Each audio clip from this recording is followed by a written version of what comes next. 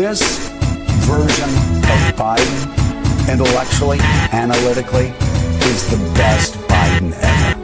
Marijuana, pot, grass, whatever you want to call it, is probably the most dangerous drug in the United States. Dangerous drug.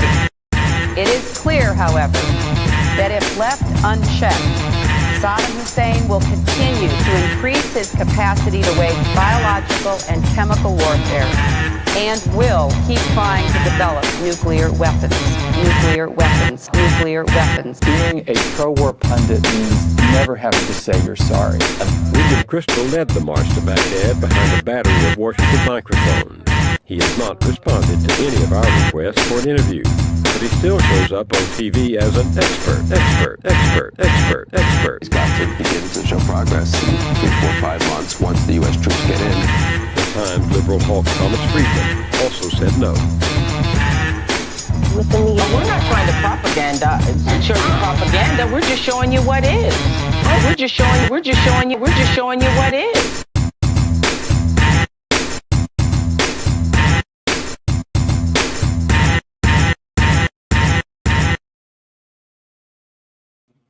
Citizens of the internet, how are you? It has been a wild couple days in politics. Welcome to Politics Sunday Edition. I've been trying to jump on a lot more, but I have been meeting a lot of resistance from YouTube. You know, I think a lot of it's my fault, right? Because I will pull clips and just play them without checking them because they're on Twitter. So what they pulled me down for last time was I played a clip of The Daily Show. It's like a minute clip of Jordan Klepper interviewing John Bolton. And I did my broadcast. Everything was fine. And like a day later, I got an email from YouTube saying that my content had been pulled down because of a copyright violation. So, you know, that really kills any momentum for it to get views. And then, you know, I clipped that out and it went back up. But that's kind of the story of my momentum lately on YouTube. I'll get going on something and then they'll smack me back a couple notches. So it's been a rough couple weeks. But this Friday, something happened that was massive. And I wanted to talk about it today because, listen, I think there's something I want to make clear about my politics because, you know, I get framed as a Trump supporter or MAGA guy or whatever. I was never a Trump supporter. I was never even really a Republican voter. I definitely was Ron Paul curious, if you want to go crazy. But I've always been an independent. I've always been registered as an independent, and I didn't vote this cycle. But I am very impressed with what the Trump administration, the new Trump administration, has been able to accomplish or has been accomplishing. And, you know, I'm not going to hate on them because they're quote unquote Republican. I'm not going to hate on them because they're not doing, you know, they're not adequately critical of Israel yet. I'm going to let them cook. You know what I mean? Because so far they've been pretty impressive. And this most recent outburst with Zelensky, which we're going to go way into right now, is just, to me, there's nothing, I've never seen anything like this in my lifetime where we have an administration that was voted in by popular, you know, margin, and they're doing things that the people voted for despite the massive pushback from the general zeitgeist consensus in the media and the water cooler chat. It's rare that I get out in the world and talk to people about politics. You know, I'm out in the world quite a bit, but lately when I have been able to do that, I've noticed how completely out of it people are and completely just mind warped about what's going on. And this Ukraine war is probably the best example of that, because now you have people like Bernie Sanders coming out against Donald Trump ending a war. And, you know, my question is always, why are they doing this? But we know why they're doing it. We know why. Part of it is just because anything Trump does is they have to oppose because they're the opposition party. But the second part of it is they're all deeply invested in this narrative, in this grift. And it's so crazy to me as someone who came up in the Bush administration and was very opposed to the Iraq invasion and even the Afghanistan war to some extent. But I have this very clear memory of Obama coming in and kind of just turning that anti-war sentiment into, well, we got to do the just war. Afghanistan is the just war, you guys. And really just kind of turning all that liberal energy into a neocon pro-Wall Street movement. You know, that's what Obama did. I fell victim to it. I remember this. I'm like, well, at least Obama's smart. He's doing the good wars.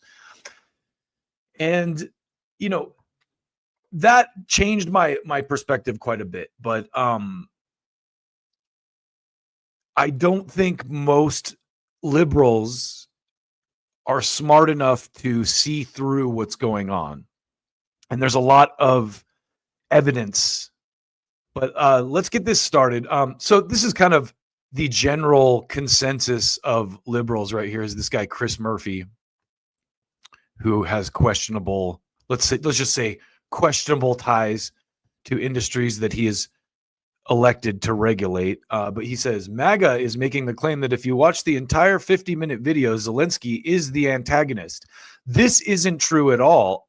Now, this is the key line right here. I was with Zelensky before this meeting. Remember that. I was with this guy.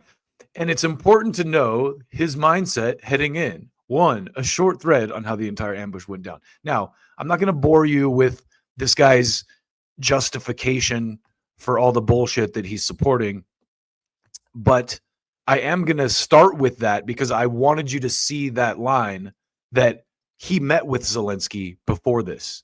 And it's very clear when you watch some of this footage that Zelensky was fed a lot of his lines and his kind of general attitude towards the current administration.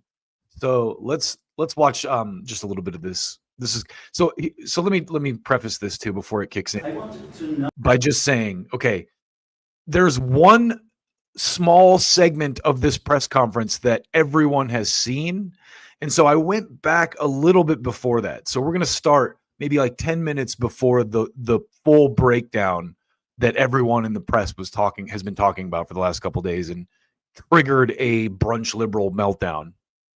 No, if you want to position yourself in the middle between Russia and Ukraine or on the okay, so let me start this over because it's hard to hear the question that Trump's being asked, but this is one of the things I wanted to point out is one of the reasons I am a little bit less willing to dunk on the MAGA crew and the Trump administration than some of my friends in the leftist political talk space is because of how hardcore the propaganda, and as I said, the entire zeitgeist is aligned against the new administration. Because they are, you know, I feel like a lot of people in my space fall victim to the propaganda that, you know, tried to convince people that Joe Biden was a worthwhile president or a worthwhile candidate for president. You know, that's the delineation I use a lot when I'm talking to my liberal friends. You know, remember the people on CNN and MSNBC and the New York Times were telling you that Joe Biden was a great president and trying to like paint his State of the Union speeches as fiery and all that stuff. Do you remember that? Like that's just, it's a close enough recent event of the mass media gaslighting that's going on that I think some people can maybe catch it. You know, when I throw it at some people like, well, I didn't believe that. And it's like, yeah, but why do you believe this? You know?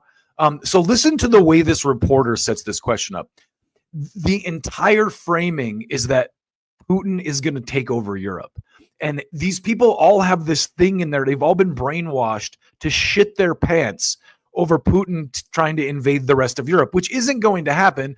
And the reason that they've been programmed to shit their pants over that is to sell weapons, which I'll go into some of the receipts on that in a minute. But just listen to the way this reporter frames this question. I'll try to highlight it as much as I can. Because I wanted to know if you want to position yourself in the middle between Russia and Ukraine, or on the Ukraine side. No, I'm in the middle. I want to solve this thing. I'm for both. So the reporter asked him, are you in the middle or are you on the Ukraine side? Because of course, in the national zeitgeist up until now, if you were not on the Ukraine side, you were with the terrorists. It's just like the George Bush Iraq war era. If you're not with us, you're with the terrorists. If you're not 100% all in on dumping billions of unaccounted for money into Ukraine, you're with Putin.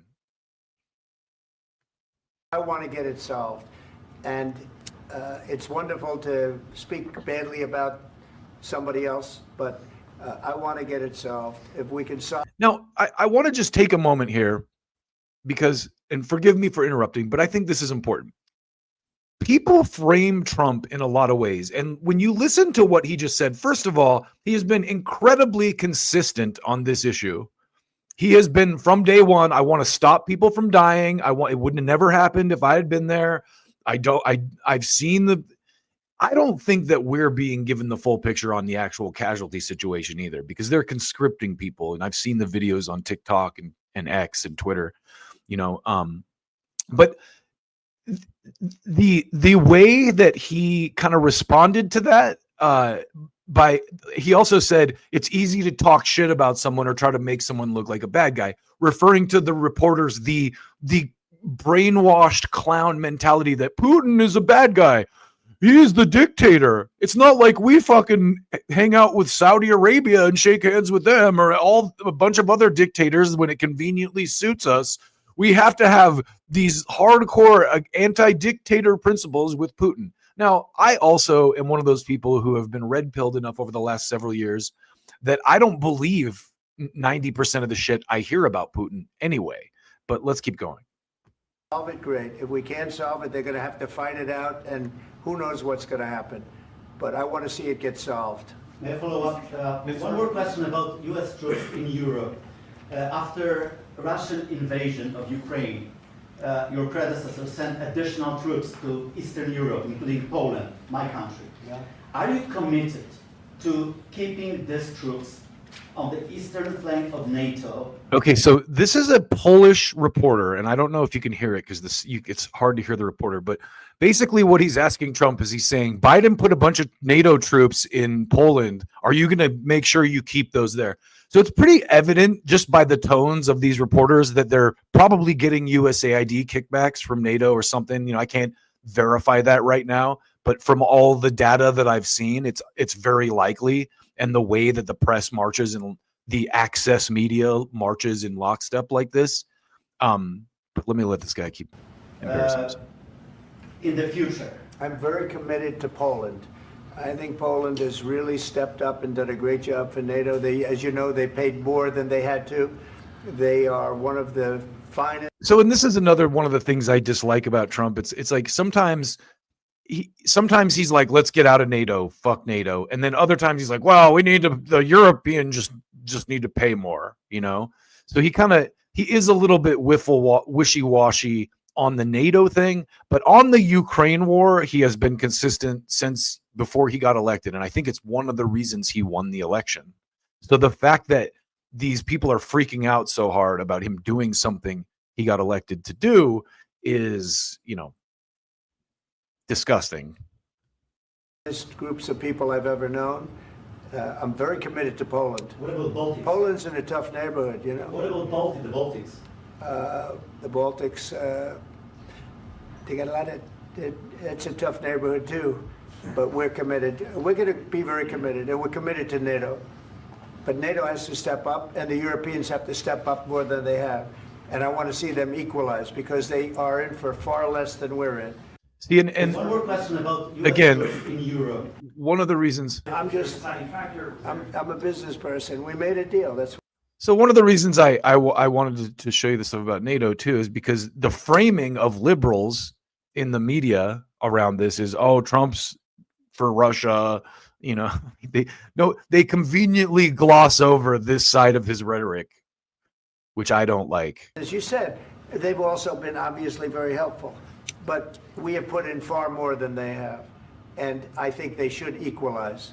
Mr. President, please, go ahead. About the agreement again today, what changed between the first time that Secretary Bessent gave President Zelensky the agreement and today for the signing? We made a deal. So What was the I'm just, deciding factor? I'm a business person. We made a deal. That's what changed. Mr. President, I didn't think we were going to make a deal, and we ended up making the deal, so that changed. Mr. President, what and how do you envision a trilateral summit with President Zelensky and Putin? I don't know, under but these well, they circumstances? don't like each other. I can tell you that. Okay? They do not like each other. This is not a love match, and it's unfortunate. That's why you're in this situation. The United States should not have allowed this to happen. Okay? The United States, run by a man that didn't know much. I'm going to be very nice. Run by.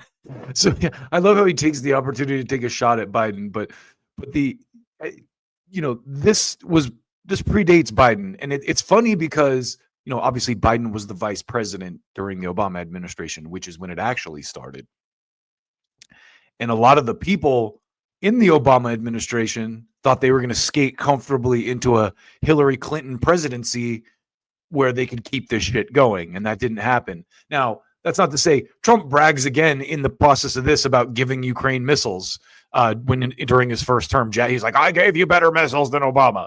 So it's nuanced in that regard. But at the end of the day, a lot of it was provocation from us that, as you know, started way back in the 2010s.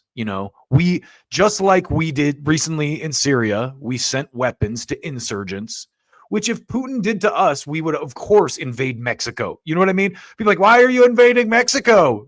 Because there's Russian missiles being fired across our border from Mexico. Like, that's basically what Putin's doing here. And a lot of people just woke up and act like they were born in 2022 and completely neglect to acknowledge anything that happened before that anyway. An incompetent person, very incompetent person, should never have allowed this to happen. I've stopped wars. I've stopped many wars. My people will tell you. I stopped.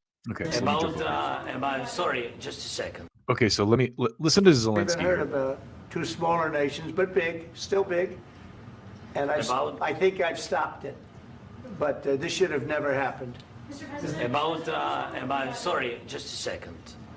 About any negotiations. First of all, I want really to tell you, and I think that everybody understands that Ukraine, modern Ukrainians, nobody wants to stop this war. But at the future, any negotiations, it's understandable that two sides of the war, not Russia and the United States, because this is not the war between Russia and the United States. This is war of Russia against Ukraine and Ukrainian people. So these two sides. So he was briefed before this by people like Chris Murphy to say things like this, like, oh, this is not a war between Russia and United States. It's a war between. Yeah, it is. Because guess what? Without the money and the weapons, you're not fighting a war, Ukraine. You're a tiny country. You're our proxy. And it's ridiculous that he can get away. It's funny how terrible the press is because no one in the press will bring that up when he says that. Yeah, guess what, buddy? It may be a war between you and Russia, but without the United States behind you, you ain't fighting anything. You have no weapons. And now he's almost out of people, which is why Trump and Vance are wisely trying to wind this down. Otherwise, European and American troops are going to be fighting Russia in Ukraine. Will be at the will be at the negotiation table. Then, of course, United States, like the strongest partner of the Ukraine, and of course Europe. I think Europe is very important. I want to speak about it with the president. Yes, Europe is very important for us because we really defend Europe for today. All Europeans really recognize that we are defending line. And so the NATO thing is how the United States military industrial complex has kind of infected Europe. And I'm going to show you some receipts on that in just a minute. But you hear him deferring to Europe because they're fighting hard with the Democrats to stop peace from breaking out. Largely because, I'm sure we'll find out, the pallets and pallets of money that are being shoveled into this conflict are not being accounted for, and people might be getting some streams here and there that we're not knowing about. And our people are dying. That's why they helped us. And also, it's about the NATO. Yes, between, like the president said, you have... There it is. Also, it's about the NATO. And without... See, this is it blows me away the most about liberals. This is such a manufactured threat because, hey, we can't dump billions into Afghanistan anymore. The terror thing, the Islamic terror thing has dried up. Which is one of the reasons you have people like Tulsi Gabbard probably talking about Islamic terror and how we need to realign towards that again. But I digress. When that dried up in Afghanistan, where's the threat? And the boomer fucking Cold War era dumb fucks are scared of Russia, as if Russia is a threat to the United States, as if Russia's trying to invade Europe. That would be stupid of them to do. It just makes no military sense, but it's the narrative that needs to be perpetuated in order to generate this kind of fake hysteria enough to dump money to weapons manufacturers through. Big, nice ocean, yes, between us. But if we will not... So you'll notice too, he brings this "there's an ocean" thing up a couple times, as if like, oh, see, you guys don't have to feel the threat because you're across the ocean, but Europe does, you know. Say Russia will go further to Baltics and to Poland, by the way, but first to the Baltics. It's understandable. So again, this is one of those things they can say with absolutely zero proof and zero evidence. Has Putin ever said that he's going into Poland? In fact, no, he said the opposite. And we all know, well, people with brains know how this broke out, but let me for them, because they've been in the USSR, you know, they've been one of the republics of the USSR, and Putin wants to bring them back to his empire. It's a fact. And when he will go there, if we will... It's a fact. No, it's not actually a fact. It's not a fact at all. Show me the footage of him saying that in a speech. You can't, because there isn't one. Not stay. You will fight. You're American soldiers. It doesn't matter. Do you have ocean or not? Your soldiers will fight. Mr. President, would you be willing? See, he keeps bringing that up. You with the ocean, but also what he just said there is so clutch. Your soldiers will fight because they're running out of people in Ukraine, which again is why Trump and Vance are trying to bring this to an end. To visit Ukraine, maybe Kyiv or Odessa, which is going to be at the Riviera or Black Sea. It was my question. Okay, so I'm gonna move on to the next clip here. So in this next clip, they bring up, and again, a lot of this stuff we're gonna get to the full meltdown point, but this is all leading up to that. This is the part of the press conference that you didn't see in the media hysteria over them scolding Zelensky. So in this one, they talk about, basically Vance's speech and one of the reasons the Americans are taking a little bit more of a hard line with Europe these days. Please. Thank you, Mr. President. Prime Minister Starmer claimed repeatedly that his government believes in free speech and was not engaged in censorship. But his country's government arrests people for memes and thought crimes, and even more worrisome is pressuring American companies to censor Americans on its behalf. How can he be a reliable, trustworthy partner when he says things that are demonstrably false on such an important topic? Well, we actually spoke to him about that yesterday, and we thought they took it very, very much too far. JD was very strong on it. So was I. So was Marco. And we've been speaking to him about it. Marco, would you like to say something about that? We have concerns, obviously, with the conduct of theirs, particularly as it impacts Americans. And there's real concern that American speech, which is online, could fall into the hands of British or any country's jurisdiction.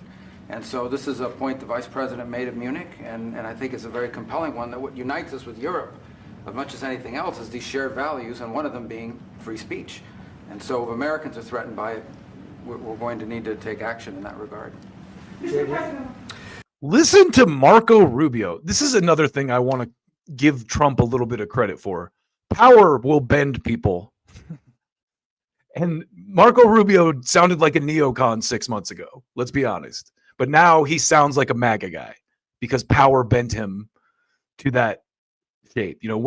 And I think the point I would make about this, you could say, oh, he's disingenuous, he's fake, he's just sucking up to Trump. Fine. But he's anti-war, so I don't give a shit how he got there. He's working to end a conflict that is not good for anyone involved. And that's a good thing. So but also again, I think it's interesting. And Marco's well spoken too. He sounds actually very eloquent and well researched as the Secretary of Defense. It's so weird to think of that.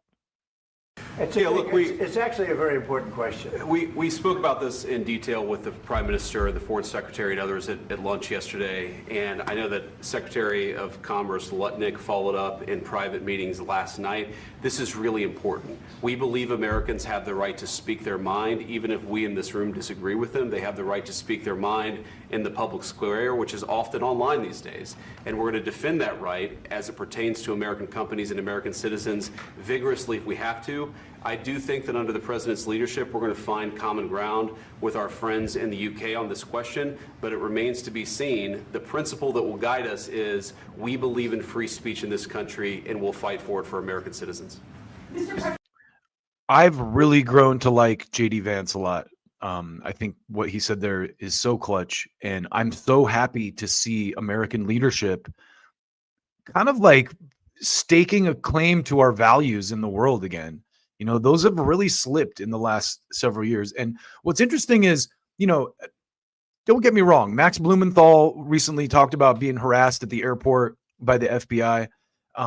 But I also saw an interview the other night with Thomas Massey saying, hey, look, like this is actually, I might have to play a clip from that later. I don't want to get off track, but I'm very happy to see this type of attitude back in charge, back in the halls of power. And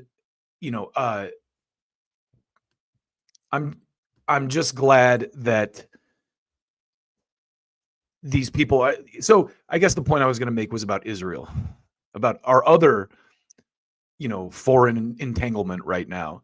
And I think a lot of people would rightly call out Vance that he's got the right frame of mind here with this Ukraine-Russia thing, but let's see them apply that to our other entanglement in the Middle East. But again, I said this with Tulsi Gabbard. I feel like when it comes down to it with these people, eventually their principles are going to butt up against, these interests that they're taking money from. And one would hope that they they side on principle. And if they don't, they're called out for it. I'm very much encouraged by the MAGA voters. I think it's going back to the propaganda thing over the last few years. We've been taught that people who like Trump are just stupid rednecks. And when you really dig into the realities, they're actually high information voters. They're people that know a lot more than most of the brunch liberals that I ran with in Los Angeles, and it's crazy to come to that realization. But look at, just to give you a hard example of this, look at the way they reacted to that Trump Gaza video. You saw a large portion of the MAGA base responding to that post and going, this ain't it, bro. We don't like, this is corny. This is really weird and like scummy. And yeah, this ain't it, homie. Like, let's switch it up on that. So I'm encouraged by that, but let's keep going with this Zelensky press conference here, because we're about to get to the good stuff. So in this next piece, they talk a little bit more about Putin and, how they got into the situation that they're in today. Make a deal. If I thought that was going to happen, I wouldn't make a deal. Some people may wonder why. They ought to focus on CNN on survival, not asking me these ridiculous questions. Focus on surviving, because I love Trump is like roasting CNN. Your ratings suck. You guys need to focus on getting your company. And straight up, they're so these companies. I was looking at the New York Times headlines this morning and just kind of like, while I was waiting in line to get coffee, I was kind of like glancing at they're complete trash. No one buys any of it. Anyway. CNN's got such low ratings, I don't think they're going to survive. Let's go. Please, I already mentioned Poland. Poland was under Russian control for decades after the Second World War. I love this too. This Polish reporter, I don't know if you heard what he just said, but he goes, Poland was under fashion control. Fashion control.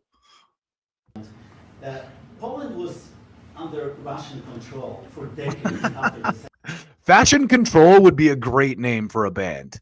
But again, the reason I laugh at this is these people in this room, you know, I'm sure there are a lot of indie media outlets in there too, but you can tell that what their, you know, frame is, what the frame, the way they frame these questions, who they're working for. Poland was under fashion control. Survive. Let's go. Please, go. I already mentioned Poland. Poland was under Russian control for decades after the Second World War. When I was a kid, I looked at the United States not only as a most powerful country, richest country in the world, the country that has great music, great movies, great muscle cars, but also as a force for good. So again, that is such fucking manufactured slop. Did you hear that question? He's like, first of all, he starts off, clearly he's reading from a script. This is why he said fashion control instead of fascist control, because he's someone in the press probably handed him this question, or he's reading it or emailed it to him and he's reading it off his phone. And English isn't his first language.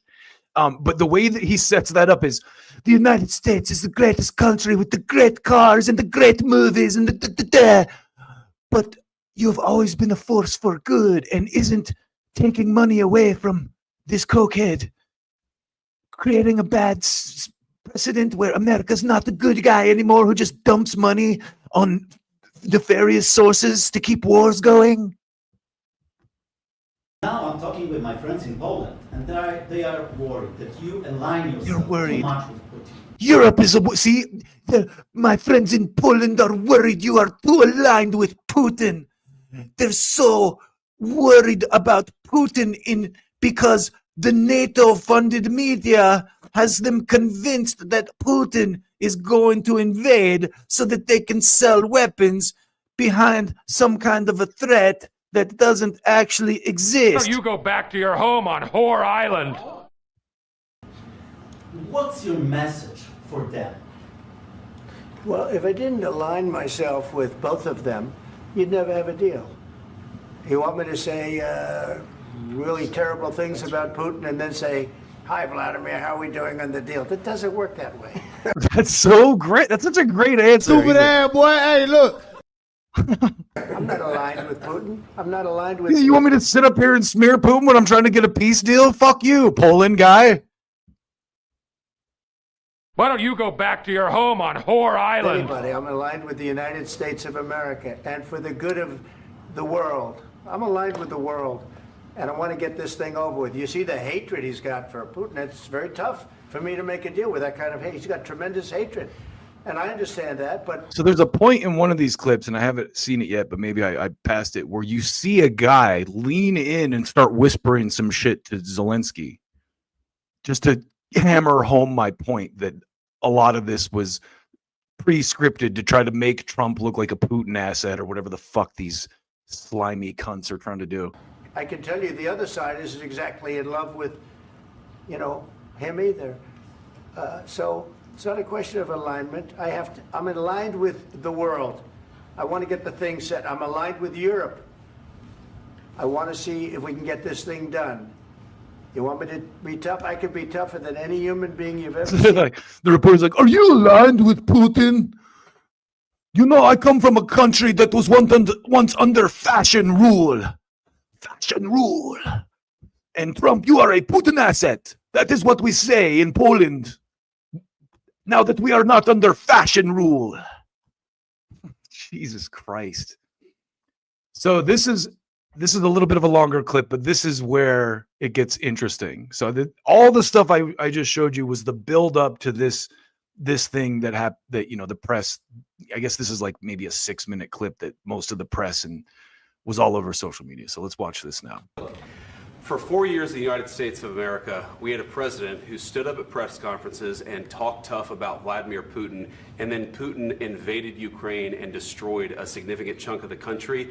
The path to peace and the path to prosperity is maybe engaging in diplomacy. We tried the pathway of Joe Biden of thumping our chest and pretending that the President of the United States' words mattered more than the President of the United States' actions. What makes America a good country is America engaging in diplomacy. That's what President Trump is doing. JD Vance is I want to be just like you. I figure all I need's a lobotomy and some tights. So I just love JD Vance is like if Trump had a Yale education, like I guess he can actually speak coherently. And I also just love the balls of like, hey, look, this is who we are. This is what we ran on. There's no fucking like flowery political talk or like, well, we got to be bipartisan or some bullshit like that. So, like, no, this is fucking your boy Biden tried thumping his chest and dumping billions of dollars worth of weapons into the country to fight Russia. And now their population is, half of what it was. Don't quote me on that. I'm not claiming to know it. Entertainment purposes only. We know that the population is definitely not in the same position it was several years ago. Let me put it that way. So I'm not, spreading disinformation or whatever you want to call it. But let's keep listening. Can I ask you? Sure. Yeah? Yeah. Okay. So he occupied our parts, big parts of Ukraine, part of East and Crimea. So he occupied it on 2014. So during a lot of years, so I'm not speaking about just Biden, but those time was Obama, then President Obama, then President Trump, then President Biden, now President Trump, and God bless, now President Trump will stop him. But during 2014, nobody stopped him. He just occupied and took. He killed people. You know what the contact 2015. 2014. 2014 and 2014. Yeah. So I was not here. Yeah, but that's exactly but, right. Yes, but during 2014 till 2022, the situation the same. The people have been dying on the contact line. Nobody stopped him. You know that we had conversations with him, a lot of conversation, my bilateral conversation, and we signed with him, me, like a new president. In 2019, I signed with him the deal. I signed with him, Macron and Merkel, we signed ceasefire. Ceasefire. All of them told me that he will never go. We signed with him with gas contract. Yes, but after that, he broken this ceasefire. He killed our people and he didn't exchange prisoners. We signed the exchange of prisoners, but he didn't do it. Okay, so I want to pause right there for just a second and share some information with you. Because what he's claiming right here is that he broke in with JD Vance and basically with the neocon line, which I'm sure he was fed by a bunch of these war pigs on the sidelines here in the United States and Europe, that you can't do diplomacy with Putin because he can't be trusted. So someone that I do trust, Aaron Mate, had a great take on this, and I want to read this to you. He said, today's White House meltdown started when Zelensky confronted JD Vance for saying that the U.S. will be engaging in diplomacy to end the Ukraine proxy war. Zelensky responded by arguing that Putin can't be trusted and challenged Vance with a question. What kind of diplomacy, JD, are you speaking about? If Zelensky wasn't such a devoted warmonger, he'd know that one of his negotiators, Ukrainian diplomat Oleksandr Chalyi, forgive me, has already answered his question. At the Russia-Ukraine peace talks in Istanbul of March and April 2022, Chalyi later recalled that two sides managed to find a very real compromise and were very close to finalize the war with some peaceful settlement. Putin, he said, tried to do everything possible to conclude an agreement with Ukraine. It was Zelensky that chose to walk away from that agreement after the Biden admin and Boris Johnson urged him to. Zelensky knows that, so his question is just disingenuous.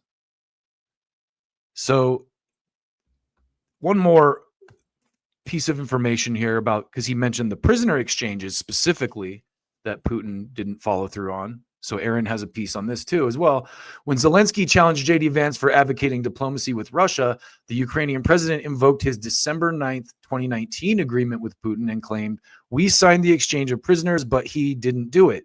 Here are pictures of Zelensky attending a December 29th, 2019 ceremony welcoming the return of Ukrainian prisoners freed under his agreement with Putin. Here's also an April 2020 announcement from Zelensky's office welcoming the completion of a third prisoner exchange. So Zelensky is a flat out liar. He's flat out lying in front of the public in this meeting to try and make Trump and Vance look bad. And here's the receipts that Aaron brought to the table. And this is Ukraine President Volodymyr Zelensky attends a ceremony welcoming of the Ukrainians who were freed by pro-Russian rebels. So there you go. There's one of them. And then here's the announcement that Aaron touts from the office of Zelensky himself. And Aaron was so kind as to highlight the third stage of the mutual release of detained persons within the all-for-all format has now been completed. So there you have it. Zelensky is flat out lying about this. And cheers to Aaron for pulling out the receipts. Let's keep going. Kind of diplomacy, JD, you are speaking about. What do you mean? I'm talking about the kind of diplomacy that's going to end the destruction of your country. Yes, but if you Mr.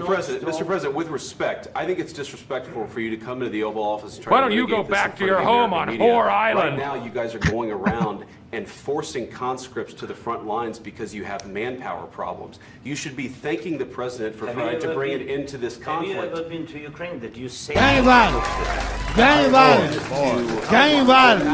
I've watched and seen the stories, and I know what happens is you bring people, you bring them on a propaganda tour, Mr. President. Do you disagree that you've had problems bringing people into your military? And do you think that it's respectful to come to the Oval Office of the United States of America and attack the administration that is trying to prevent the destruction of your country? A lot of questions. Let's start from the beginning. Sure. First of all, during the war, everybody has problems. Even you, but you have nice ocean and don't feel now, but you will feel it in the future. God bless. You don't know that. God bless. God bless. You will not have a war. Don't tell us what we're going to feel. So again, this is a recurring theme, if you notice, in the shit Zelensky's saying, which I'm sure the Europeans put in his head. Oh, there's an ocean between you, so you don't feel the threat of Putin on the other side of the ocean like we do. So keep dumping your money over here. We're trying to solve a problem. Don't tell us what we're going to feel. I'm not telling you. Because you're in no position to dictate that. That's Remember exactly what this. you're doing. You're in no position to dictate what we're going to feel. We're going to feel very good. You will feel influence. We're going to feel very good and very strong. You will feel influence. You're right now not in a very good position. You've allowed yourself to be in a very bad position, and he happens to be right about it. From the very beginning of the war. You're not in a good position. You don't have the cards right now. With us, you start having cards. But right now, you don't.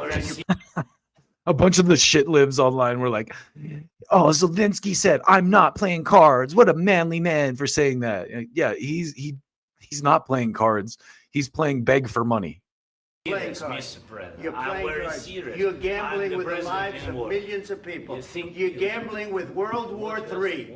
You're gambling with World War III. And what you're doing is very disrespectful to the country, this country, that's back to you, far more than a lot of people said they should have. Have you said thank you once? This entire meeting? No, in this entire meeting, have you said thank you? Now they kind of like phase shift into parent mode. Have you said thank you once? Why aren't you wearing a suit? Then they like become these like demean, which Zelensky deserves. I mean, look at this guy. This guy is an actor that was put in place by Victoria Nuland and the neocons from the Biden administration and the Obama administration. And he's never been challenged at all. And now that they're trying to wind this up and end it, he's being used as a vessel by the interests that want to keep, sucking money out of it in Europe and the United States. And he's being fed these talking points, and now he just looks foolish because these guys actually have balls. It's such a rarity in American politics, people with balls. You went to Pennsylvania and campaigned for the opposition in October. Offer some words of appreciation for the United States of America and the president who's trying to save your country. Please, you think that if you will speak very loudly about the war, you can... He's not speaking loudly. He's not speaking loudly. Your country's in big trouble. Can I Wait a answer? minute. No, no. So, and that is disrespectful. You think you can just speak loudly? He's not speaking. And I love that Trump called him on that. No, you've done a lot of talking. Your country is in big trouble. I know. You're not I winning. know. You're not winning. Hey, are there any balls down there? You have a damn Biggest good berry you chance ever of seen, out. Dingleberry? Mr. President, we are staying in our country, staying strong from the very beginning of the war. We've been alone, and we are thankful. I said thanks You haven't in been this alone. cabinet, You and haven't not been only alone. in this We cabinet. gave you, through I this said stupid president, $350 billion. You voted we gave for you your military president. equipment, You and you voted men for are your brave, president. but they had to use our military. What about If you didn't have our military equipment, you invited if me you to didn't speak. have our military equipment, this war would have been over in 2 weeks. In 3 days, I heard it from Putin. In 3 days, this So is something. there you go. There you go. Again, I heard it from Putin. He tries to frame that as like, oh, that's a Putin talking point, that we would not win in 3 days. The war would be over in 3 days without your weapons. We have heard it from Putin. It's going to be a very hard thing to do business like this. Again, I tell you. just say thank you. I said a lot of times to American people. Accept that there are disagreements, and let's go litigate those disagreements rather than trying to fight it out in the American media when you're wrong. We know that you're wrong. But you see, I think it's good for the American people to see what's going on. I understand, sir. I think it's I very understand. important. That's why I kept this going so long. You have to be thankful. You don't have the I'm cards. thankful. You're buried there. Your people are dying. tell you You're again, running I low know. on soldiers. Don't- Listen, don't please, you're running Mr. low President. on soldiers. It would be a damn good thing. Mr. And President. then you tell us, I don't want a ceasefire. I don't want a ceasefire. I want to go, and I want this. Look, if you could get a ceasefire right now, I tell you, you take it so the bullets stop flying and your men stop getting killed. Of course, we want to stop the war. But you're saying you don't want a ceasefire? But I said to you, I want a with ceasefire. guarantees. Because you'll get a ceasefire faster than an agreement. Ask our people about ceasefire, what they think. That wasn't doesn't with matter me. for you what- That what wasn't is- with me. It That was wasn't with with you. a guy named Biden, who was not a smart person. This That is was your, with, this that was is with your Obama. president. It was your president. Excuse me. That was with Obama, who gave you sheets, and I gave you javelins. Yes. I gave. See, that's where Trump doesn't realize he kind of discredits himself with his own argument, because he's like, oh yeah, I gave you weapons, I gave you javelins. It's like, okay, dude, yeah. So you're part of the problem, bro. So the other side of it is he's at least making strong efforts to end the conflict. And it is just, can you imagine a Democrat doing this? Again, this is, I've said this before, but whether you like the Republicans or not, whether you like Trump or not, he's a unique kind of person who can actually reform the government, because he's a guy, the government is run by billionaires and he's a billionaire. He has money behind him. So, you know, I might not like everything that the guy's doing, and there is a valid argument to be made that it's just another faction of billionaires that took over the government. But hey, even that tiny change is looking like it's a good thing so far. You know, I'll reserve full optimism, but, you know, let's watch the end of this real quick, and then we're going to get into the good stuff. Gave you the javelins to take out all those tanks. Obama gave you sheets. In fact, the statement is Obama gave sheets and Trump gave javelins. You got to be more thankful, because let me tell you, you don't have the cards. With us, you have the cards. But without us, you don't have any cards. One more question to Mr. Vice President. I'm sorry. It's going to be a tough deal to make, Um, because the attitudes have to change.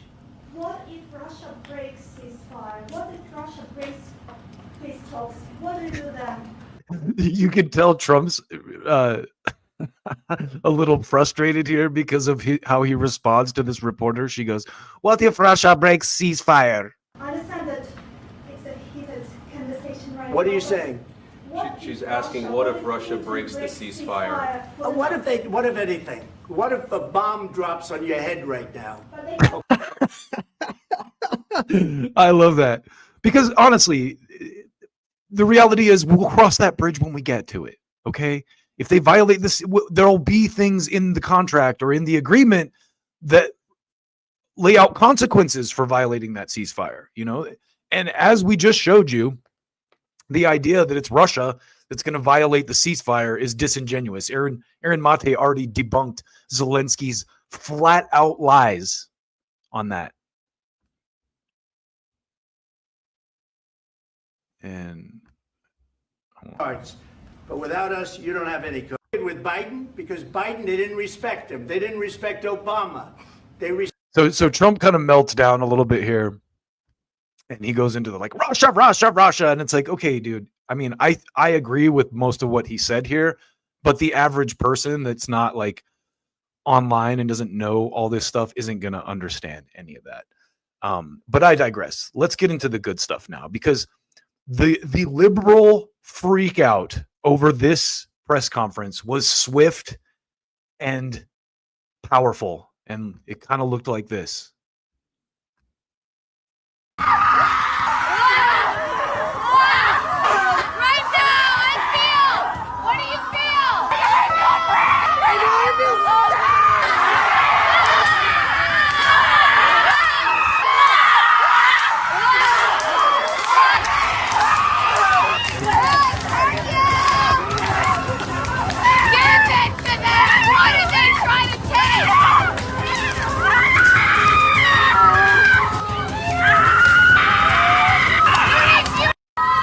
Now, if you know me, you will see me responding to end wokeness. Sometimes they post some ridiculously stupid chud bullshit, but that was funny. And that's exactly what the response to this looked like. And one of the first and most strong, responders from the Democratic side was this guy, Seth Moulton, who is kind of being billed as like the new face of the Democratic Party because he came out against the trans stuff during the last administration or after the Democrats lost the election. But watch what he has to say about this meeting. And then I want to show you some of the receipts I brought to this party. This is actually very relevant information here for you. And people first looks like, and he thanked Trump and he thanked Vance for standing up for our nation. And that's what they said. This is the us versus them. That is America. So he's talking about Senator Byron Donalds, who's a the black senator from Florida, who's a Trump supporter. First, that's really because every American I've heard from is embarrassed, including a lot of veterans. So right off the bat, I love his response. Just sounds catty. He's like, right, every American I've talked to is embarrassed. Okay, as he sips his mimosa. Completely embarrassed by this draft dodging commander in chief who wants to sell us out to Putin commander in chief, puppet, to this pogue coward. Putin's puppet. Oh my God. Vice president who's never even bothered to visit Ukraine. I mean, Lindsey Graham's been to Ukraine several times. I've been to Ukraine.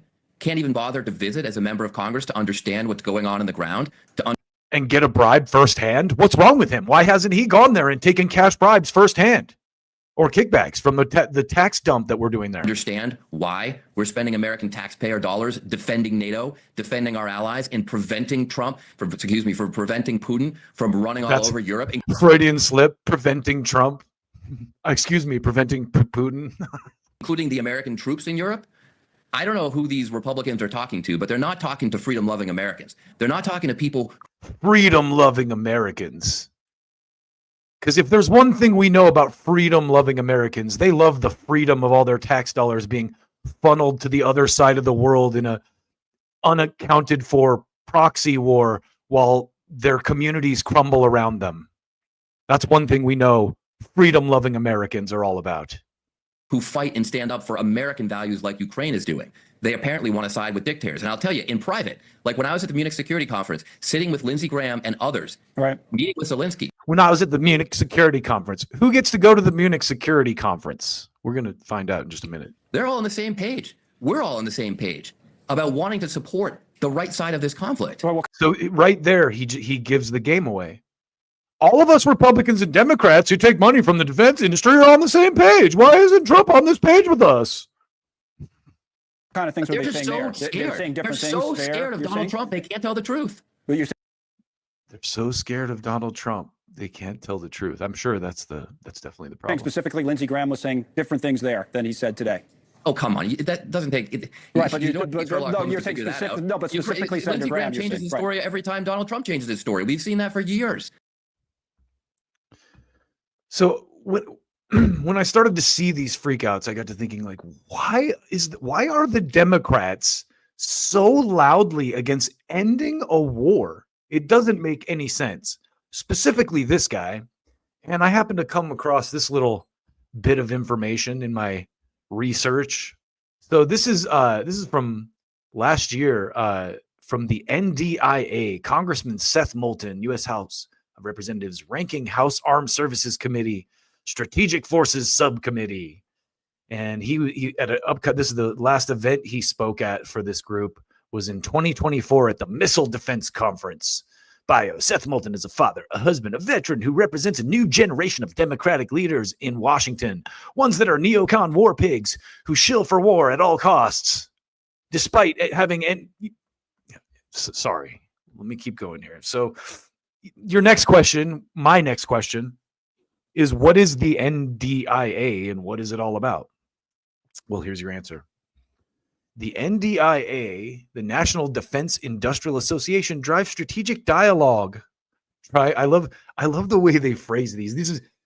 It's so beautiful. Like, just that's the thing about modern media, or just modern kind of like propaganda or corporate, legalese shit like this, is every word has been carefully analyzed and chosen. And the National Defense Industrial Association drives strategic dialogue. That's all. That's what they do. They drive strategic dialogue. They don't advocate for the unlimited sale of weapons and help spark new wars so we can dump billions into companies that fund money into this, funnel money. They drive strategic dialogue in national security, identifying key issues and leveraging the knowledge and experience of its military, government, industry, and academic members to overmatch capabilities to threats. Wow. That's just overmatch capabilities. So they're just telling you straight out of the gate, we just want to dump wasteful amounts of unlimited spending to overmatch capabilities to threats. And again, like, threats, let's define threats, okay? Who's a fucking threat? Listen, I'm not against having defense or, being cognizant of threats and, having a defense in place or whatever, but offense is not defense. As much as people want to say, oh, the good defense is the best offense is a good defense, or good defense is the best offense. I got that twisted around. It's gotten to the point where it's like a piggishly disgusting offense is our defense. So anyway, just let's finish that. NDIA, comprised of affiliates, chapters, divisions, and 1,720 corporate and 670,000 individual members, is a nonpartisan, nonprofit educational association that has been designated by the IRS. It's been designated by the IRS, which is legit, as a 501c3 nonprofit organization, and was founded to educate its constituencies on all aspects of national security. NDIA formed a merger between the American Defense Preparedness Association, previously known as the Army Ordnance Association, founded in 1919, and the National Security Industrial Association, founded in 1944. More than 100 years, the NDIA has approved a platform through which leaders in government, industry, and academia can collaborate and provide solutions to advance the national security and defense needs of the nation through massive handouts in the defense budget. So that's who Seth Moulton is. And that's why he is dead set on keeping this war going because that's who he works for. Anyway, for Seth Moulton, but you know, I was curious what Keith Olbermann, what do you think about this? Now, I'll confess that I have licked Joe Biden's dick all the way through since 1975. So before we go into the rest of the liberal freakouts over this, I want to show you what Marco Rubio had to say about this kind of breakout in the White House between Trump an apology for what happened inside the Oval Office today. Do you feel otherwise? I do, because you guys don't see. You guys only saw the end. You saw what happened today. You don't see all the things that led up to this. So let me explain. The president's been very clear. He campaigned on this. He thinks this war should have never started. He believes, and I agree, that had he been president, it never would have happened. Now here we are. He's trying to bring an end to this conflict. We've explained very clearly what our plan is here, which is we want to get the Russians to a negotiating table. We want to explore whether peace is possible. They understand this. They also understand that this agreement that was supposed to be signed today was supposed to be an agreement that binds America economically to Ukraine, which to me, as I've explained, and I think the president alluded to today, is a security guarantee in its own way, because we're involved. It's now us. It's our interests.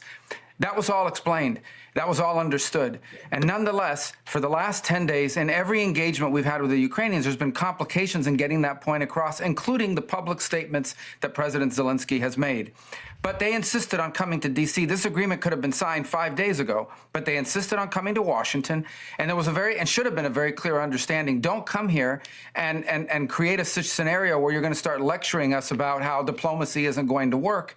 President Zelensky took it in that direction, and it ended in a predictable outcome as a result. It's unfortunate. That wasn't supposed to be this way, but that's the path he chose. And I think, frankly, Congress and the Europeans met with him before that meeting to make sure he had the proper briefing. So that's why he sends his country backwards in regards to achieving peace, which is what President Trump wants at the end of the day, is for this war to end. He's been as consistent as anyone can be about what his objective is here. So I never thought I would live in a world where I'd be like, you tell him, Marco Rubio, but that's pretty much an accurate summation of what happened, probably the most accurate summation. And it's kind of amazing that, you know, someone like Marco Rubio, who was a neocon, 5 minutes ago, is the most fierce advocate for a peace deal between Russia and Ukraine on Trump's team. He's the Secretary of Defense.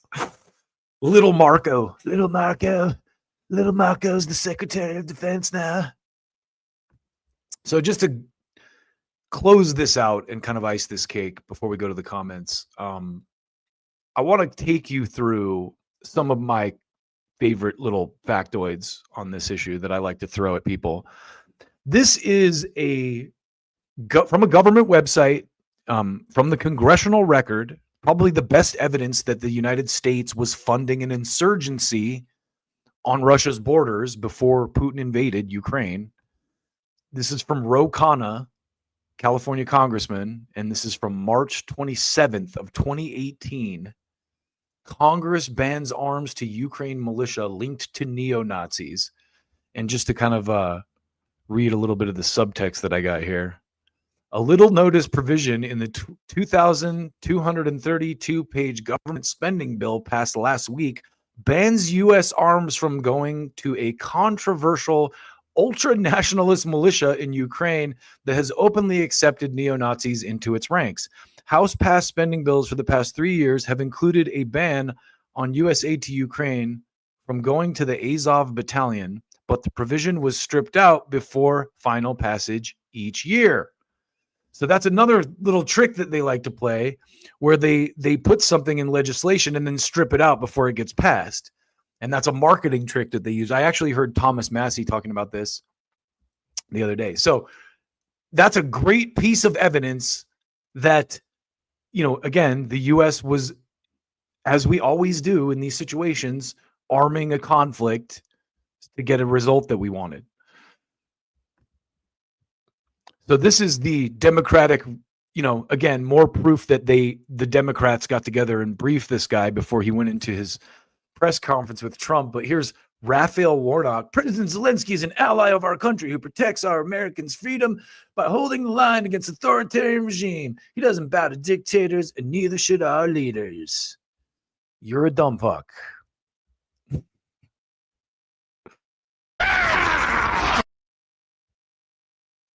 I heart feces.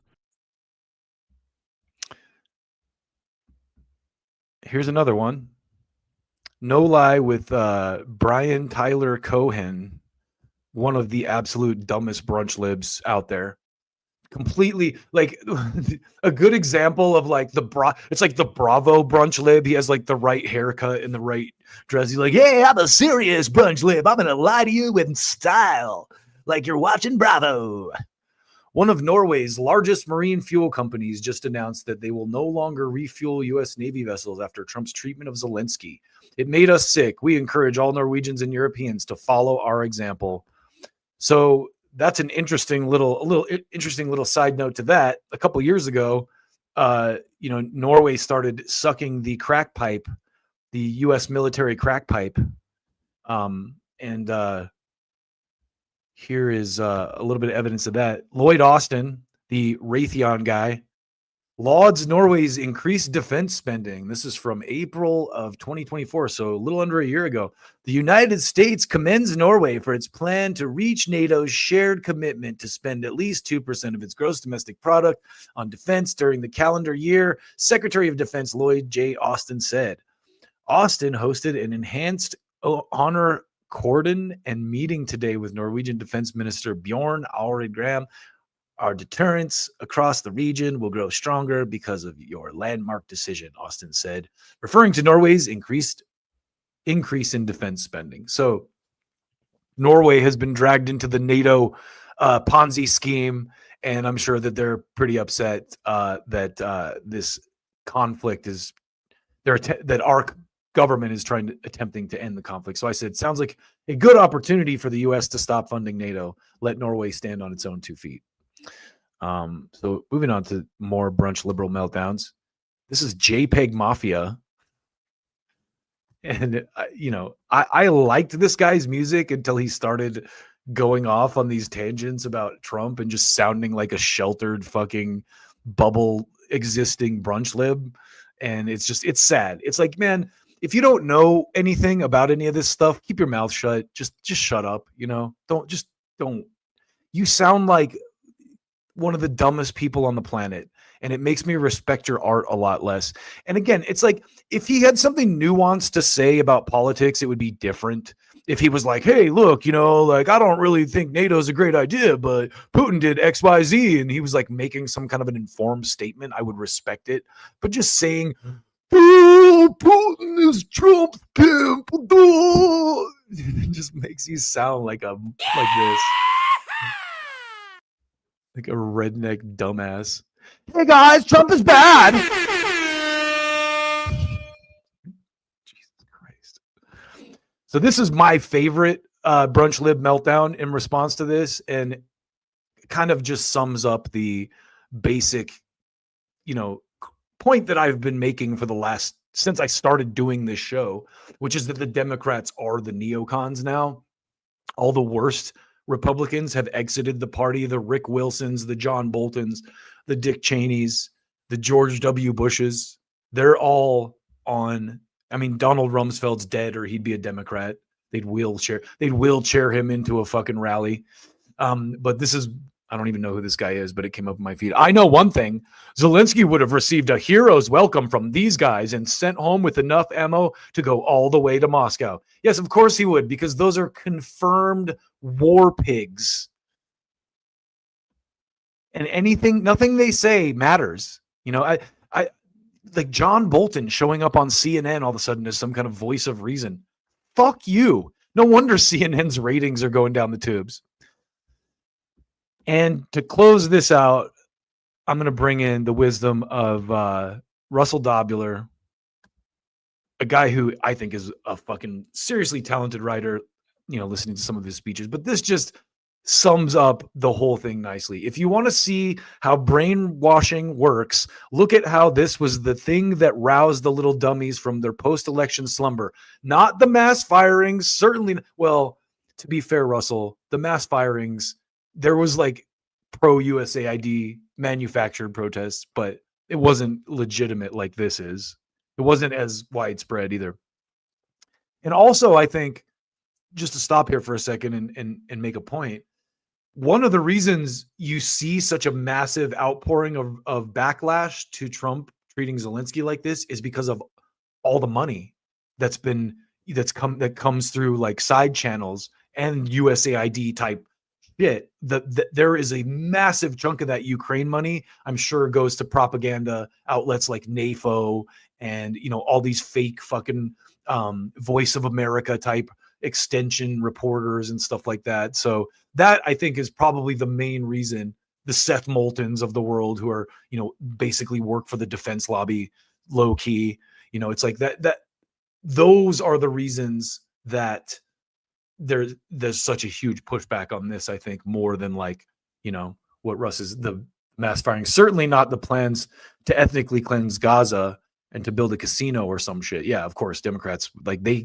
cleared the land for that. Freaking Ukraine is what got the whole band of mentally deficient shit libs back together to post their memes and hold forth on a situation they literally know nothing about, that they didn't hear on CNN. Ask these dildos to name one book they've read about the history of the region. Crickets.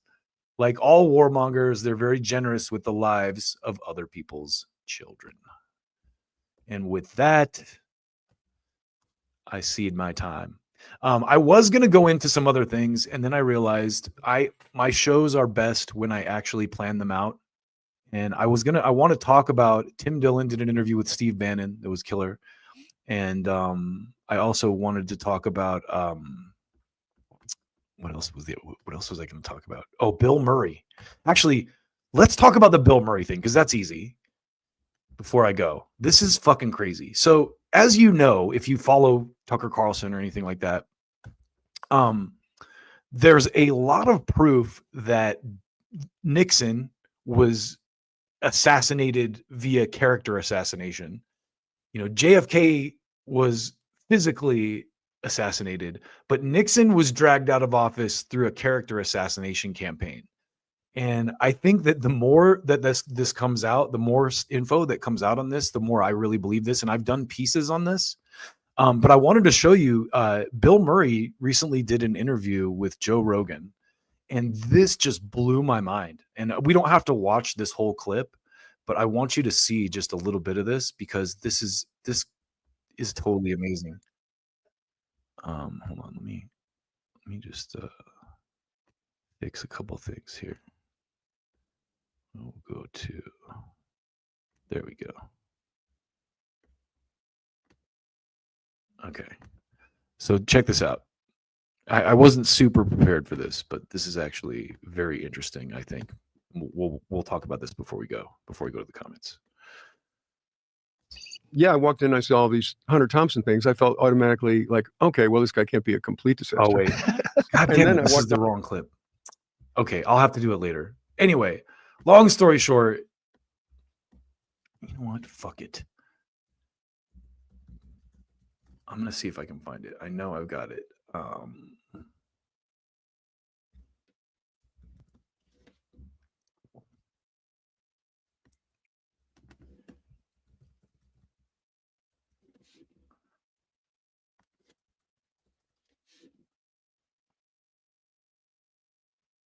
This is it. Okay, fuck. Okay, sorry. So there was two things. There was another bit where Bill Murray talked about how he knew Hunter S. Thompson, because I don't know if you remember this or not, but Bill Murray was in a movie where he actually played Hunter S. Thompson called Where the Buffalo Roam.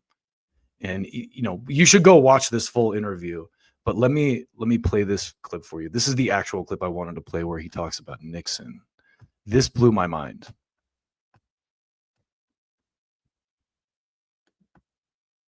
Experience. So, but however, when I read Wired, the book written by what's his name, Woodward, about Belushi, I read like 5 pages of Wired, and I went, "Oh my God, they framed Nixon. like all of a sudden I went, oh my God, if this is what he writes about my friend that I've known, for half of my adult life, which is completely inaccurate, talking to like the people of the outer circle getting the story. What the hell could they have done to Nixon?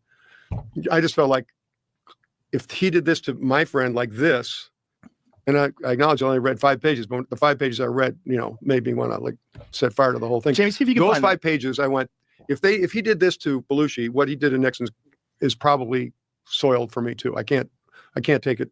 And I know you say, well, you could have 2 sources and everything like that, but the 2 sources that he had, if he had them for the Wired book, were so far outside the inner circle that it was criminal, cruel. And the reasoning for it is that the most famous person ever to come from Wheaton, Illinois, is John Belushi. Yeah. The second most famous person to come from Wheaton, Illinois, is Harold Red Grange, the football player. And the third most famous person to come from Wheaton, Illinois, is Bob Woodward. Really? Wow.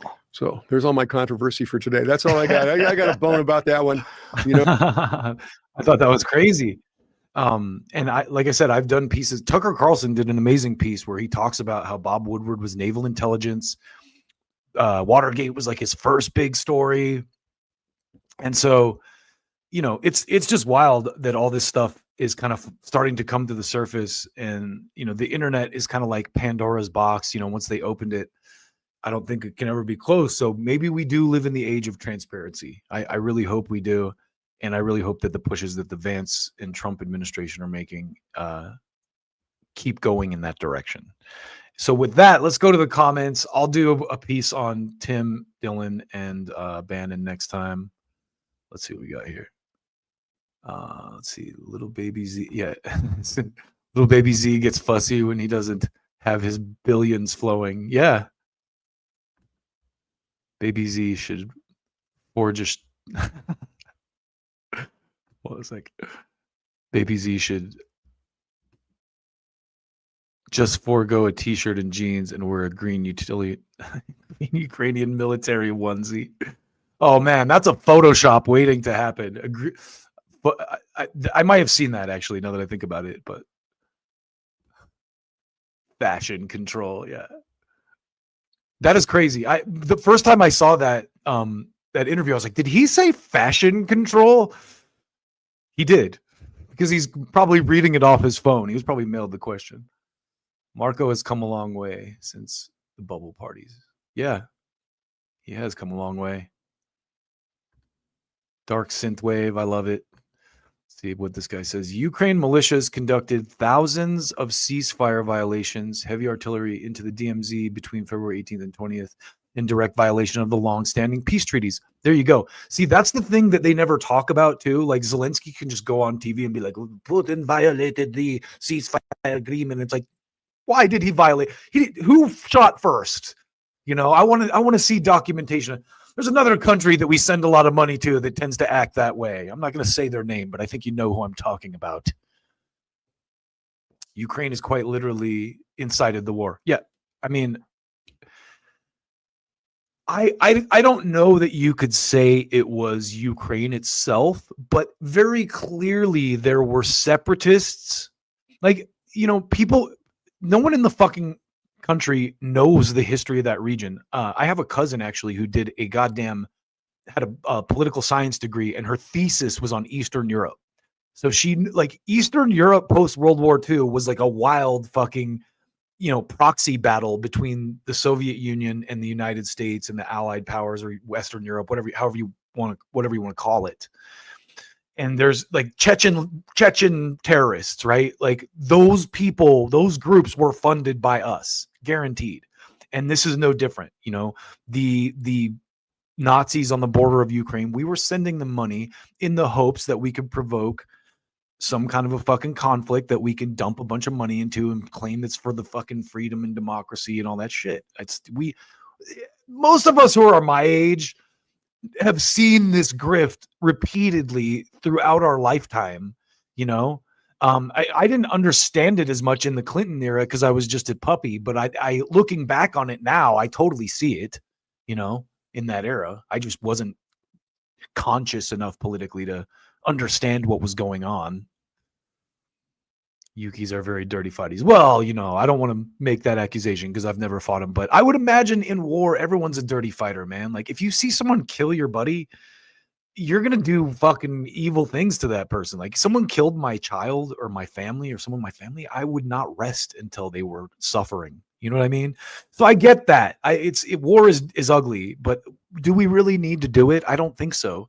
I feel like I think it was Henry Rollins that said this, but eventually we're going to look at this as being so primitive. Like we're going to evolve past it. Like what? We used to kill each other over this shit. Like when we could just talk it out. That's fucking stupid.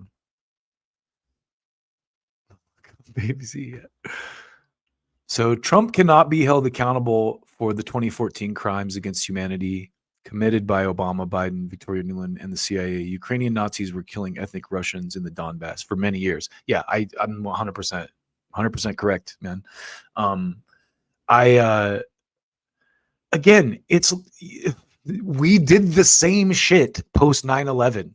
And that's why you see all these assholes like John Bolton and Dick Cheney and, Susan Rice from the Obama era that kept it going, coming out in defense of keeping the war going and being anti-Trump on this. And it's a way for Trump too. Politically, it's a smart move because he also wins over a lot of people in the middle who might have otherwise doubted him. And Vance, honestly, JD Vance is a fucking stud. I like that guy a lot. The more he talks, the more I listen to him, the more I'm like, wow, what a great pick on Trump's part for VP. What a fucking well-spoken guy. It's clear what his motivations are America first, and again, if you look at the history of America first, it's always been smeared as racist. I did a piece a while back, and I've been thinking about this all morning on what's called the OWI. And if you don't know what this is, go look it up. The Office of War Information. It started in World War I, and its sole purpose was to propagandize Americans into caring about foreign wars so that weapons contractors and manufacturers could dump money into foreign wars. That was in like the 1930s or something. You know what I mean? So now that organization has just morphed and grown into things like USAID and the NED. All that stuff is just even worse than it was then. But this has always been a thing for a long time. Not always, but for a long time, this has been a thing. These disgusting, corporate interests getting us wrapped up in wars that we don't even need to be wrapped up in, or that we're actually perpetuating unnecessarily, for the sake of making money. And did it with American supplied weapons, Zelensky and Nuland, CIA. Oh yeah, see, you're preaching to the choir here, my friend. I've done piece after piece on this, and I completely agree with you. Glenn Greenwald, Dave Smith, a lot of these people who talk about this have been very upfront about it. There's a lot of really good, even Daryl Cooper, he gets smeared a lot. Again, that's another guy who I think gets unfairly smeared as being like too far right because he's touching on nerves about the Middle East and Epstein and all that kind of stuff. See what else we got here. Trump, we're kicking you out of fashion control. Fashion control. Let's play that again. Hold on. I want to play that clip again because that is hilarious. Here's the liberal meltdown.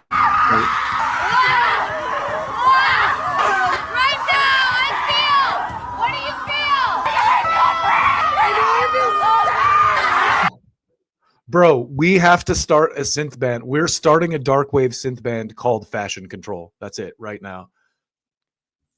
Send me a DM. We're going to do this. Actually, there's a lot of really killer like dark synthwave bands. I don't know if you've heard this band Molcat Doma. They're like really popular on the indie circuit right now, but there's another band I really love called Tesla Boy that's a little bit older, but they're all it's Russian like synthwave, like 80s synthwave. It's really, the English is a little broken. Like they have a song called it's like Walking on a Dog Street. It's really good stuff though. It's very Depeche Mode, Cure, like 80s synth, I stand with America. They can go stand with Ukraine and that little weasel. Yeah. We don't want Europe to fall under fashion control. You morons will never learn. I'm sure you're talking to liberals there. When people are thinking of lies, they blink a lot. That's why I wear sunglasses, because all I do is lie all day and you can't see it. No, I'm just kidding.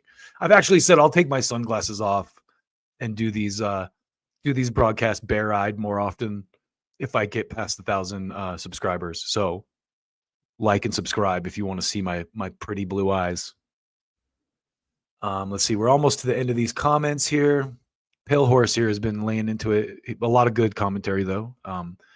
It's tough for me to go into these too much when I'm actually doing the show because I get a little I get lost, and I'm a one-man band here, so I'm kind of like I don't have a producer to throw me shit, so I'm kind of like, oh, where was I? Oh. So I try to wait till the end to get to these comments, but here's what so you said I want Trump and JD to put Zelensky in a binky with a baby food.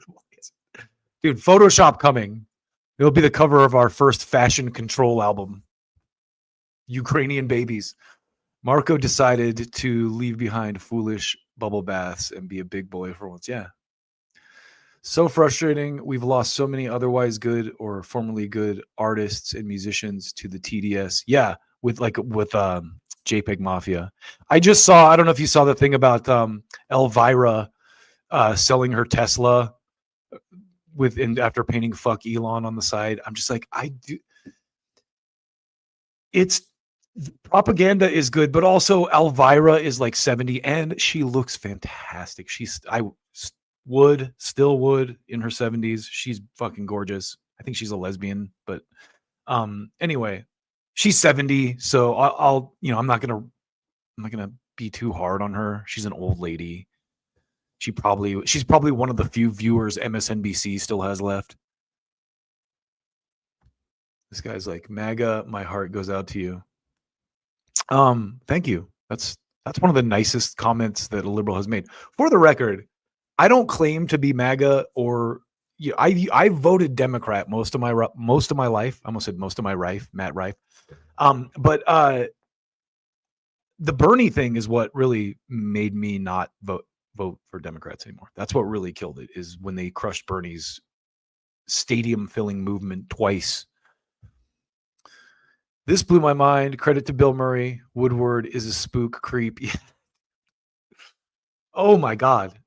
Just to hear that after watching the Tucker Carlson stuff on that was really encouraging. I was so, and Joe Rogan, God bless him, he hid that clip as like, oh, it's like the title of the clip is like Bill Murray remembers John Belushi or something like that. So he doesn't actually say, but I love that he opens the clip with that, so it's like right out the gate, people get this like, bam, here's a red pill moment for you. Bill Murray telling you that he thinks Nixon was framed.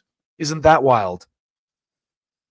It's weird that the Watergate scandal was the thing that brought about the impoundment in any usable way to the executive. The end of any impoundment. I'm not sure what you mean by that. But I would guess what you're trying to say is it made it so presidents were basically controlled by corporate interests or moneyed interests. And I mean, bro, think about Kennedy and RFK in that period of our history. It's like they couldn't keep doing it that way. They're like, oh, okay, we'll just hell yeah. I love these comments the best. Low IQ channel. Thanks, buddy. I mean, honestly, I'm glad that you tuned in, even if you disagree with what I'm saying. But give me some specifics, man, because otherwise you just sound like Keith Olbermann. And I like to go to Keith Olbermann if you don't know that. Keith Olbermann, what do you think about this? I heart porn star dick. Oh man, Keith. What else do you think, Keith? I heart feces. Now, I'll confess that I have licked Joe Biden's dick all the way through since 1975. Anyway, this is a low IQ joke. Thank you for saying it twice. I mean, that at least makes me sure that you're passionate about it, and I appreciate, even if the sentiment is disagreeing with me, I appreciate the passion. I appreciate passion, right? You got to appreciate that. It's rare. Cool. You got to have a very low IQ to listen to this guy. I agree. I mean,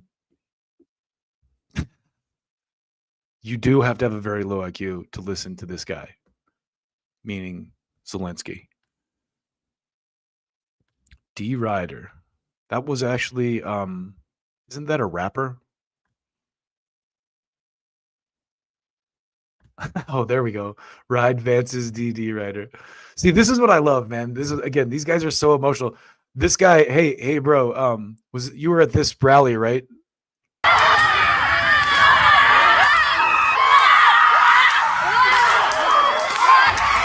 I'm sure you're in the background swinging a stick here.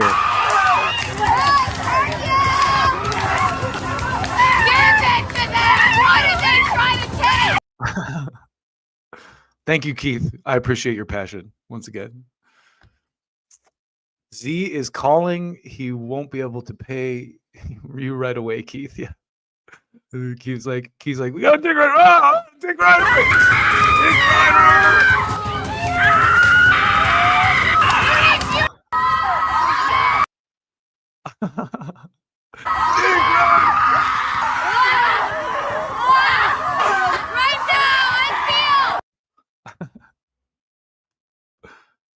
If there's one thing the right can learn to do, it's to stop accepting bait.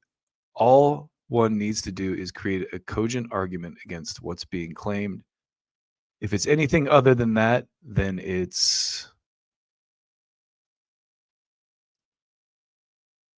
was there a second part to that comment? And it's not worth your time. I couldn't agree more. 1,000%. 1,000%. The right does that too. I mean, again,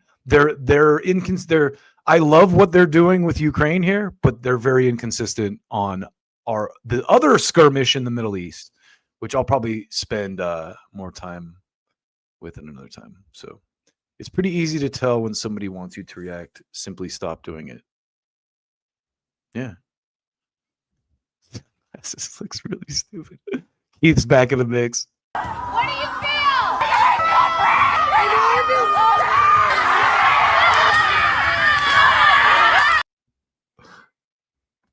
And yeah, see, no argument, just sunglasses look stupid. Yeah. Very low IQ, chat.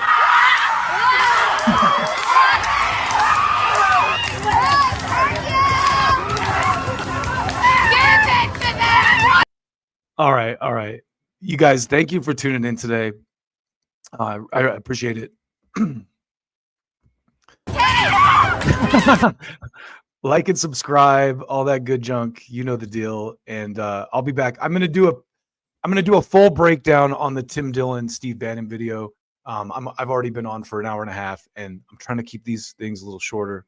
You know, there's a lot of good content out there, and so I definitely appreciate your time and tuning in. Even people like Keith who are upset, I appreciate your passion. I appreciate you. You know, let's have a dialogue, Keith. I mean, tell me specifically what you disagree with that I'm saying. I laid out a whole bunch of stuff here that I think was completely relevant, but maybe I missed something, man. I'm open to listening if you have a point to make that's valid, just like Safaka said here. So anyway, again, thank you all. I got love for you. And as I like to do, I like to take people out with one of my classics because I build musical pieces and, you know, kind of, I guess, satirical content. I'm a musician, so that's another one of my passions. It's something that I enjoy doing. And I have a lot of reusable politics clips that I like to throw out every once in a while. So let's see what I got in the bag for today. And you know what? I think, what do we got in the bag today? Ruckus. Ukraine is long. COVID America. What am I going to give? What am I going to give you guys today? Oh man, so much good stuff in here. The liberal boogeyman. Okay, I'm going to give you, I've been throwing out the Max remix a lot but this is about the Ukraine war. So as much as I want to play, you know, I'll play two things. So anyway, let's start with the greatest hit of all time. I think voters are a threat to democracy, and then we'll fade out with the Ukraine rap. Here you go. Peace. See you next time. White rural voters, a threat to democracy at this point. Voters, a threat to democracy. Voters, a threat to democracy. Voters, a threat to democracy. Voters, a threat to democracy. Voters, a threat to democracy. Voters, a threat to democracy. Voters, a threat to democracy. Voters, a threat to democracy. White rural voters. White rural voters. White rural voters. The threat to American democracy. Voters, a threat to democracy. Voters, a threat to democracy. Voters, a threat to democracy. Voters, a threat to democracy. Voters, a threat to democracy. Voters, a threat to democracy. Voters, a threat to democracy. Voters, a threat to democracy. White rural voters. White rural voters. White rural voters. White rural voters. Why are white rural voters a threat to democracy at this point? Voters, a threat to democracy. Voters, a threat to democracy. Voters, a threat to democracy. Voters, a threat to democracy. White rural voters. White rural voters. White rural voters. The threat to American democracy.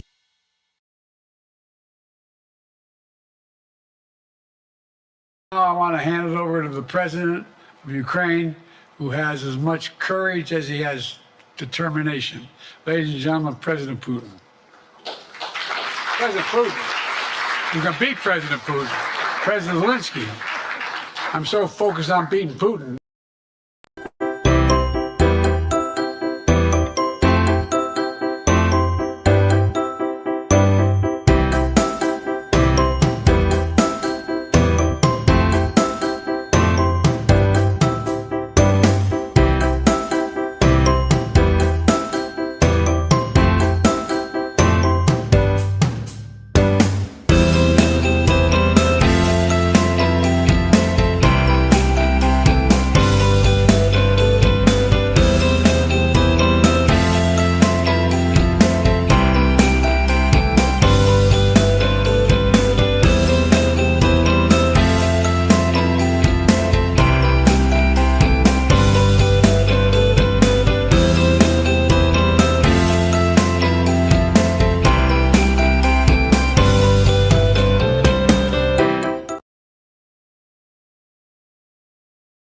I'm describing to you, which sees Washington prioritize unrestrained funding for a proxy war with a nuclear power in a foreign land while our domestic infrastructure falls apart before our eyes, exposes a disturbing dynamic at the heart of the Ukraine conflict.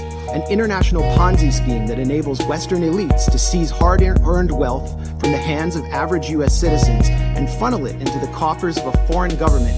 Indeed, military cemeteries in Ukraine are expanding almost as rapidly as the Northern Virginia McMansions and beachfront estates of executives from Lockheed Martin, Raytheon, and assorted Beltway contractors benefiting from the second highest level of military spending since World War II.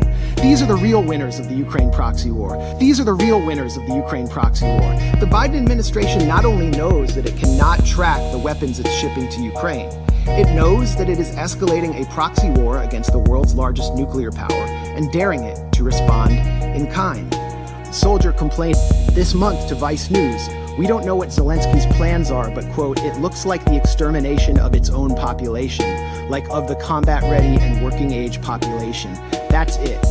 Indeed, military cemeteries in Ukraine are expanding almost as rapidly as the Northern Virginia McMansions and beachfront estates of executives from Lockheed Martin, Raytheon, and assorted Beltway contractors benefiting from the second highest level of military spending since World War II. These are the real winners of the Ukraine proxy war. These are the real winners of the Ukraine proxy war. Senator Lindsey Graham has offered a much more grim and more on-the-mark rationale for supplying Ukraine with billions in weapons. As the senator boasted during a recent visit with Zelensky in Kiev, the Russians are dying. It's the best money we've ever spent. And Graham has also said that Americans are ready to fight this war down to the last Ukrainian. So while military-age Ukrainian men are ripped off the streets by military police and sent to the front lines, the financially and politically connected architects of this proxy war are planning to walk through the revolving door to reap unimaginable profits. Military cemeteries in Ukraine are expanding almost as rapidly as the Northern Virginia McMansions and beachfront estates of executives from Lockheed Martin, Raytheon, and assorted Beltway contractors benefiting from the second highest level of military spending since World War II. These are the real winners of the Ukraine proxy war. These are the real winners of the Ukraine proxy war, to reap unimaginable profits once their time in the Biden administration is over. For them, a negotiated settlement to this territorial dispute means an end to the cash cow of close to $150 billion in U.S. aid to Ukraine. These are the real winners of the Ukraine proxy war. These are the real winners of the Ukraine proxy war. These are the real winners of the Ukraine proxy war.